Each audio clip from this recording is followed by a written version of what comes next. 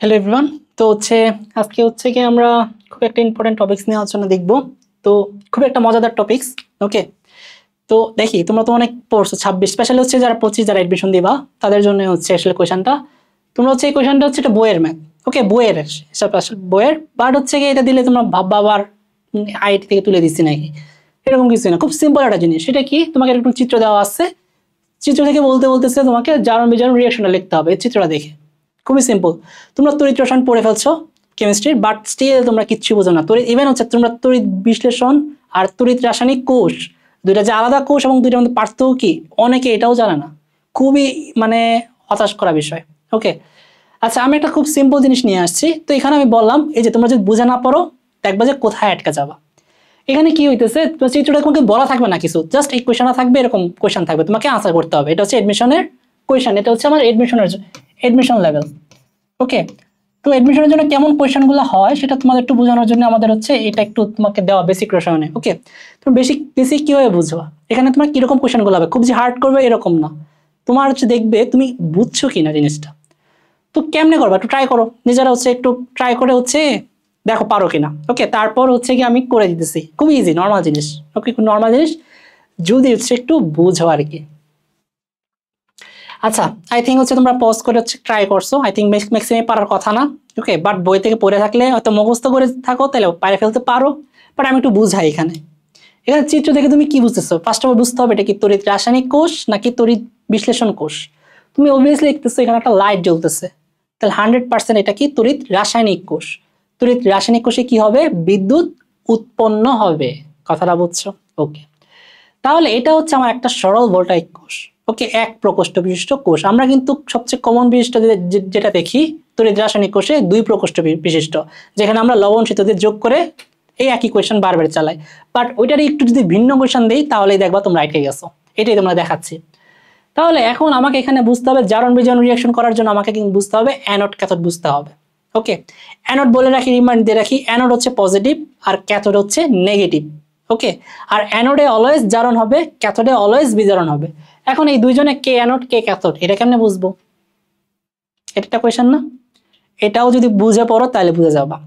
Anode যার জারণ বিভব বেশি থাকবে সে অ্যানোড, যার বিজারণ বিভব বেশি থাকবে সে হবে ক্যাথোড। ওকে, কারণ কি ক্যাথোডে তোমার কি হবে, বিজারণ হবে, আর অ্যানোডে কি হবে, জারণ হবে, তাই সে অনুযায়ী সেই বিভব বেশি থাকবে। সিম্পল জিনিস। তাহলে এই দুজনের মধ্যে কার জারণ ভ্যালু বেশি, জারণ বিভব বেশি আমার জিঙ্কের, তাহলে ও হবে অ্যানোড। ওকে, ও অ্যানোড হবে, অ্যানোড এ দ্বারা প্রকাশ করতেছি। আর কপার হবে অবভিয়াসলি তাহলে ক্যাথোড। কথাটা বুঝতে পারছো? খুবই সিম্পল জিনিস, এভাবে বুঝতে হবে, তোমার কিচ্ছু বলা থাকবে না, তোমাকে বুঝে বুঝে সবকিছু করতে হবে। আর এই সিরিয়ালটা কিভাবে পেলাম, তোমার বই একটা সিরিয়ালই দেওয়া আছে। ওকে, ওই সিরিয়াল থেকে আমরা পাই গেছি এটা। আচ্ছা, এখন যাই হোক, এখন জারণ বিজারণ রাশি অনেকে হয়তো বলবো ভাই এটা তো ইজি, একেবারে ইজি, পানি ভাত। তাহলে জারণ ভ্যালু কি হবে, অ্যানোডে তো হইতেছে। ওকে, তাহলে জিঙ্ক আমার অ্যানোডে আছে, জিঙ্কের জারণ হবে, জারণ হওয়া মানে কি ইলেকট্রন ছেড়ে দিবে, তাহলে জিঙ্কের 2+ আর দুইটা ইলেকট্রন ছেড়ে দিল, এই আমার জারণ ভ্যালু ডান। এবং মুখস্থের মতো অনেকে বিজারণ তাহলে তো আরো ইজি, কপার আছে, আমরা তো পড়ছি। কপার কি করবে, এই দুইটা ইলেকট্রন নিয়ে যাবে, নিয়ে কপার হয়ে যাবে। ওকে, শেষ, খুবই ইজি। বাট ভাই, বাট বাট বাট, এই ভাই এই যে এইটাই করছো ভুল, এখানেই ভুলটা করছো, না পরে মুখস্থ করলে যা হয়। তোমরা কি একটু কল্পনা করে দেখছো ওই ইলেকট্রনটা আসলে কিভাবে যাইতো, কে নিত, কোন কপার নিত, এই দণ্ড কপার নিত নাকি অন্য কিছু নিত, একটু কি রিমাইন্ডার করে দিই, তাহলে তোমার জন্য আইডিয়া বেস্ট হবে। একটু আমি যদি চিন্তা করে আসি, আচ্ছা আমরা নেক্সট একটা আসি, যেখানে দুই প্রকোষ্ঠ বিশিষ্ট ছিল। ওকে, এখানে কি কি থাকতো, এরকম একটা দণ্ড ছিল, এরকম একটা দণ্ড ছিল, এই ছিল জিঙ্ক, এখানে থাকতো কি জিঙ্কের দ্রবণ থাকতে হইতো, জিঙ্ক সালফেট। এখানে কপার থাকতো আর এখানে কপারের দ্রবণ থাকতে হইতো, কপার সালফেট। তো এদের মধ্যে এই রিঅ্যাকশনটা করতাম। এখানে আমরা কি করতাম, জিঙ্ক, এখানে কোন জিঙ্ক আমাকে ইলেকট্রন দিত, ওকে, কোনটা আমার অ্যানোডে জারণ করতো, এই দণ্ডের জিঙ্ক করতো কি আমার জিঙ্ক 2+ ক্রিয়েট করবে। কথাটা কি বুঝতে পারতেছো? এই যে দণ্ডটা, এই দণ্ডের জিঙ্ক হচ্ছে আমার ইলেকট্রন ছেড়ে দিবে। ওকে, কথাটা বুঝছো? নর্মালি এই দণ্ডের জিঙ্ক হচ্ছে আমার ইলেকট্রন ছেড়ে দিবে। তো এখানে কি এই জিঙ্ক কিন্তু ছাড়তেছে না ইলেকট্রন, ওই জিঙ্ক ছাড়তেছে, তাহলে এইখান থেকে একটু ক্ষয় স্টার্ট হতে পারে। তাহলে এখানে কি হবে, এই জিঙ্কের জিঙ্ক 2+ এইখানে চলে আসবে এই দ্রবণে, এখানে জিঙ্ক 2+ হয়ে যাবে। ওকে, এই জায়গাটার মধ্যে জিঙ্ক 2+ হয়ে যাবে। তাহলে এখানে কি দেখো, এই সাইডটাতে জিঙ্ক 2+ অনেক বেড়ে যাবে। আগে তো জিঙ্ক সালফেটের জিঙ্ক 2+ ছিলই, আরো জিঙ্ক 2+ এক্সট্রা হইতেছে, অনেক বেড়ে যাবে। এই কারণে এই যে এখানে কি একটা অসাম্যতা তৈরি হয়। ওকে, ধনাত্মকতা অনেক বেড়ে যাবে। তো এটাকে ব্যালেন্স করার জন্য আমাকে সেই লবণ সেতু আনতে হয়। এটা নিয়ে আমরা আরেকদিন আলোচনা করব, তো নর্মালি বুঝাচ্ছি। তাহলে এই ইলেকট্রনটা কই যায়, এই ইলেকট্রনটা এই যে এখান থেকে পাস হবে, এদিক দিয়ে পাস হওয়ার সময় এখানে যদি বাতি থাকে, লাইট থাকে, লাইট জ্বলে যাবে। এটা যে কে গ্রহণ করবে, এই কপার নিতে পারবে? এই কপার কে ইলেকট্রন নিতে পারবে? কখনোই না, ও তো ধাতব অবস্থায় আছে, কোনো আয়ন অবস্থায় আছে না। ইলেকট্রন নিতে পারবে কি কোনো একটা আয়ন? এইখানে দ্রবণে কপার সালফেট কিভাবে থাকে, এই যে কপার 2+, সালফেট 2-, এইভাবে থাকতে পারে। কথাটা বুঝতে পারছো? তখন আমার কি হবে, এই কপার 2+ করলো কি, আমার দুইটা ইলেকট্রন নিয়ে নিল।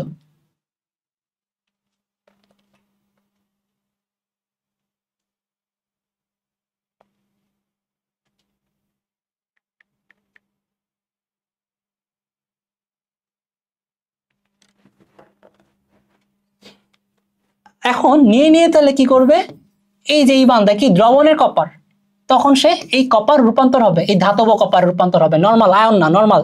এটা কি যে এখানে লেগে যাবে, এগুলোর মধ্যে হচ্ছে আমার এই কপার হচ্ছে লেগে লেগে লেগে জেগে জেগে শুরু করবে।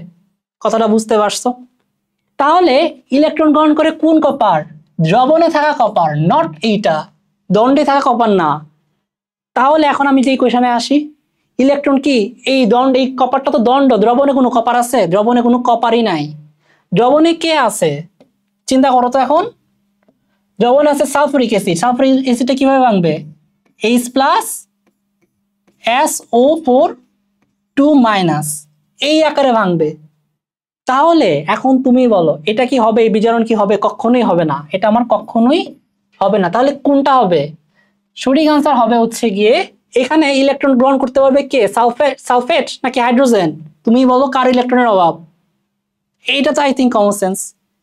H+ আছে মানে কি ওর ইলেকট্রনের প্রভাব, সালফেটের 2- মানে কি ওর ইলেকট্রন দরকার নাই, বেশি হয়ে গেছে, ওর হচ্ছে গিয়ে ইলেকট্রনের অভাব হাইড্রোজেনের। অবভিয়াসলি তাহলে হাইড্রোজেনই ওয়ান এন্ড অনলি ইলেকট্রন এখানে গ্রহণ করতে পারবে। তো এখানে রাইট আনসার বিজারণের, এই বিজারণের আমার রাইট যে আনসার সেটা হবে কি, রাইট আনসারটা আমরা হচ্ছে কেটে লিখি। আচ্ছা এখানে লিখি বিজারণ, রাইট আনসার হবে H+ নিবে। H+ হচ্ছে আমার ইলেকট্রন গ্রহণ করে হাইড্রোজেনে রূপান্তর হয়ে যাবে। ওকে, এই হচ্ছে আমাদের রাইট আনসার। কথাটা বুঝছো? কতটুকু হচ্ছে তোমাকে সাবধান থাকতে হবে, কতটুকু কিভাবে পড়তে হবে, একদম A to Z। আর এটা কি বইয়ের, কিন্তু আমি বললাম এটা বইই আছে, বুঝতে পারছো?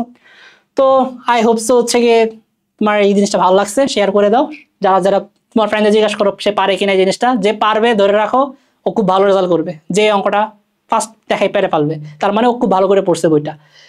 তো অবভিয়াসলি আজকের মতো এই পর্যন্তই। আর অবভিয়াসলি সাবস্ক্রাইব করে রাখো আমার ইউটিউব প্লেলিস্টটা, খুবই খুবই ইম্পর্টেন্ট হচ্ছে কি বেসিক রিলেশনের খুবই গুরুত্বপূর্ণ টপিকগুলো তোমাদের মধ্যে নিয়ে আসবো। তো আর কি কি প্রবলেমগুলো আছে তোমার মনে হয়, তো এগুলো আমি অ্যাড করবো, তোমরা কমেন্ট বক্সে জানাই দাও, এগুলো ক্লাস নিতে আমি এগুলো নিয়েও তোমাদের জন্য হচ্ছে ক্লাস তৈরি করে দেবো। ওকে, বাই বাই।